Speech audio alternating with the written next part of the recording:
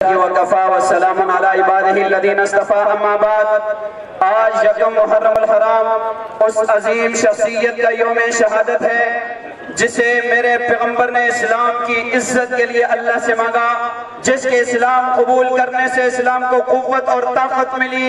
اسلام قبول کرنے کے بعد فاروق اعظم رضی اللہ تعالیٰ عنہ اللہ کے اتنے مقرب بندے، میرے پیغمبر نے ارشاد فرمایا ان اللہ جعل الحق علی لسان عمر و قلبی، اللہ نے حق کو عمر کے دل اور زبان پہ جاری کر دیا۔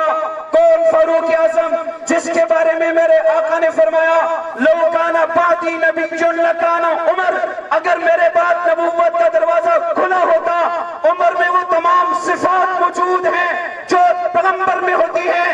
کون؟ فاروق اعظم، جس کے بارے میں میرے آقا نے فرمایا عمر تو جس راستہ سے گزرتا ہے شیطان وہ راستہ چھوڑ دیتا ہے۔ کون؟ فاروق اعظم، جس کے بارے میں میرے آقا نے فرمایا عمر کی نیکیاں آسمان کے تاروں سے زیادہ ہے۔